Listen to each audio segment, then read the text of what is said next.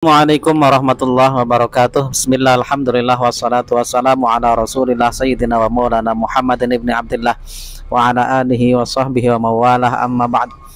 Saudara-saudaraku sekalian rahimani wa iyyakumullah, pada kesempatan ini saya ingin mengajak saudara-saudaraku sekalian yang mana saya masih menemukan ada di beberapa video-video yang membahas tentang habaib ini, baik yang pro maupun yang kontra. Itu masih saya temukan komentar-komentar yang mengatakan PBNU bertanggung jawab untuk segera menyelesaikan polemik habaib ini. Ya, jika ada kerusakan-kerusakan yang diakibatkan oleh habaib, maka PBNU yang menanggung dosanya. Saya akan ngajak saudara-saudara sekalian untuk menyimak artikel yang dipublikasikan oleh Jatim NU online, oleh situs resmi PWNU Jawa Timur. Ada satu artikel yang berjudul Kiai Sadid Rois PBNU ulas jangan adu domba isu nasab habaib. Ini sudah diterbitkan tanggal 5 Oktober 2023 yang lalu. Tapi sampai sekarang ini masih relevan sepertinya. Belum ada perubahan dari sikap PBNU. Dengan membaca artikel ini, kita bisa melihat secara langsung, bisa menyaksikan secara langsung bagaimana sebenarnya pandangan PBNU terkait polemik habaib ini. Karena di akhir artikel nanti ada pernyataan tegas yang dibocorkan langsung oleh Kiai Sadid bahwa sebenarnya PBNU itu sudah membicarakan di internal PBNU bagaimana menyikapi polemik ini, hanya saja tidak disampaikan ke publik. Ini hanya bocoran-bocoran saja. Yang intinya di antara pandangannya yaitu kami yakin nasab Habib itu hak atau benar. Masalah ada yang mengadu domba, saya doakan yang mengadu domba itu kualat kalau tidak tobat.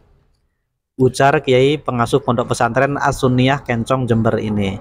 Nah ini sebenarnya saya lihat itu Kiai-Kiai Jawa Timur dan Kiai Jawa Tengah sepertinya kebanyakan seperti ini. Karena apa?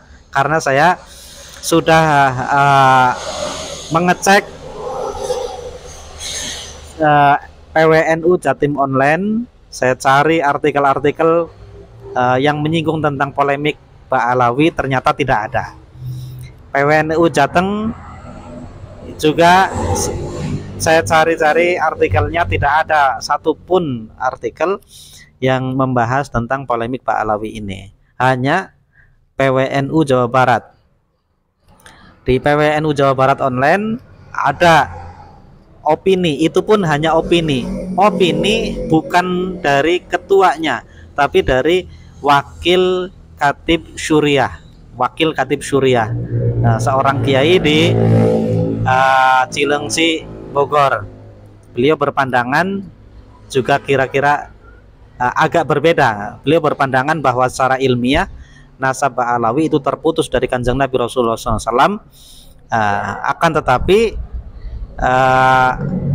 soal keilmuan itu lain lagi.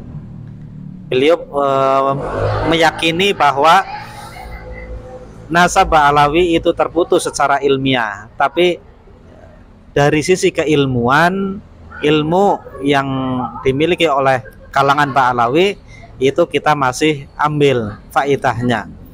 Nah, kitab-kitab yang dari dulu digunakan di pesantren yang dari karangan para ulama Ba'alawi masih tetap kita gunakan. Di antaranya kitab Sulam Taufik, kitab Taqriratus Sadidah, dan juga wirid-wiridnya dan rotib-rotibnya, Rotibul Atas, Rotibul Haddad yang dari dulu sudah digunakan ya tetap dilanjutkan karena itu tidak ada hubungannya dengan nasab. Kemudian Kiai Sadid menganggap su'ul adab jika ada pendapat yang meragukan terputusnya nasab Habib sebab adanya jalur nasab yang terputus, karena hal itu sama saja meragukan nasab banyak Habib di Indonesia yang tidak sedikit menjadi ulama besar. Berarti meragukan nasabnya Syarif Qasim, meragukan nasabnya Habib Ja'far Syekhon Pasuruan yang terkenal ulama, Habib Soleh Tanggul dan lainnya. Jadi tidak perlu meragukan nasab Ubaidillah bin Ahmad al-Muhajir. Nah, karena tidak ada nas mereka maksum, tapi ada nas untuk mencintai mereka. Abu Bakar pernah mengatakan, aku lebih memuliakan keluarga Rasulullah daripada keluargaku. Maka kalau ada Habib yang nakal, ingatkan kayak kita mengingatkan anak kita, bahkan lebih dari anak kita. Kiai Sadid menjelaskan, nakalnya seorang Habib ada hikmahnya.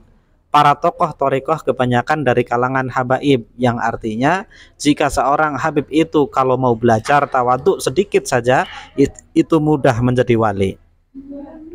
Kesimpulannya, hal ini sebenarnya sudah dibahas di internal PBNU, kata Kiai Sadid. Namun PBNU tidak mengeluarkan statement khusus tentang ini untuk menghindari statement yang biasa saja dipotong-potong oleh pihak-pihak yang tidak bertanggung jawab untuk memanaskan suasana. Jadi sudah jelas ya bahwa PBNU sebenarnya di internal PBNU sudah membahas tentang polemik Pak Alawi ini. Akan tetapi PBNU secara kepengurusan itu tidak mau mengeluarkan statement yang resmi. Karena apa? Karena khawatir dipotong-potong, kemudian di framing kemana-mana. Bahkan pengurus-pengurus secara pribadi juga sepertinya enggan untuk menyinggung polemik ini. Karena apa? Karena beberapa pengalaman, diantaranya misalkan Gus Yahya pernah dalam suatu ceramah itu menyinggung sedikit tentang polemik Pak Alawi ini, kemudian dipotong-potong, di framing kemana-mana. Nah, khawatirnya potongan-potongan itu digunakan oleh orang-orang yang tidak bertanggung jawab, yang hanya menambah kekisruhan di tengah masyarakat. Nah, dan dari sini juga saya melihat sikap PBNU bahwa PBNU sepertinya ingin berada di tengah-tengah, tidak memihak ke kanan atau ke kiri, lebih memilih mengayomi semuanya. Nah, dan bila bisa itu mendamaikan antara keduanya. Tetap yang tidak baik harus ditegur, tapi untuk kemaslahatan umat, kemaslahatan bangsa, itu sepertinya lebih baik PBNU itu tidak menyikapi polemik ini, artinya tidak mengeluarkan statement resmi secara khusus. Demikian pandangan saya atas artikel ini. Mudah-mudahan ada manfaatnya. Wa'alaikum. Assalamualaikum warahmatullahi wabarakatuh.